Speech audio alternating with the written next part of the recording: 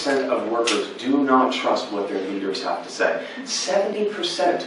That's the environment we're operating in. So whether we're client-facing, whether it's something we're working on in terms of our culture, how do we partner, how do we work with our colleagues, how do we work across the enterprise, trust levels have never been lower, advisor. How do you become a trusted advisor? How do you build those trust-based relationships?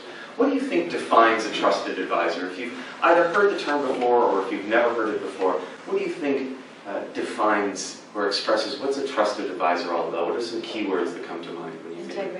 Integrity. Transparency. Okay. Transparency, okay. Expertise. Great. How would you define a trusted advisor? What's their role? Someone looking out for your best. Someone looking out for your best interest. So they have, as you said before, they have your back.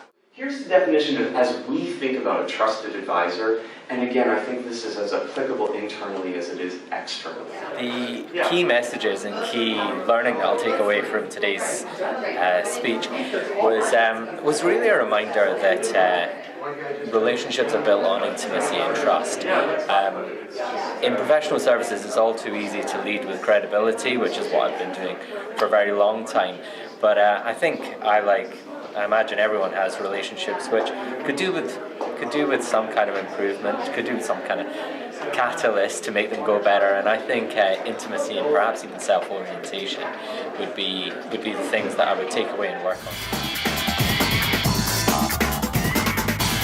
What I hope people take away from the presentation today is an understanding, a realization that we can impact and build trust-based relationships every single day. We have an opportunity to build trust into every single interaction. And when we do things like that, when we're willing to go first, when we're willing to give first, when we're willing to take a risk, the reward that we get afterwards is something you can't even put a number on. Like, you can't buy this stuff. If you're able to lower the stress levels in your interaction, if you're able to be more comfortable with the people that you're working in, if we feel that we can take a chance and not be thrown under the bus, that's incalculable.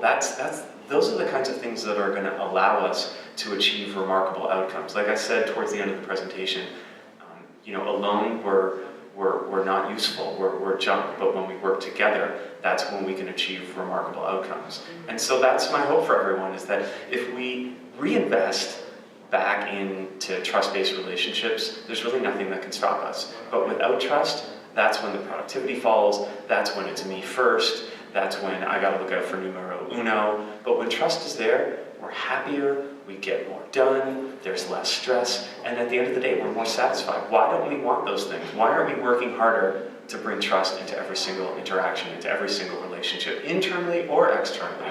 So I think the opportunity is huge, and I hope people walk away with a sense of, there's a way I can do this, I understand how trust is built, I want to be worthy of being trusted, and I'm going to move in that direction.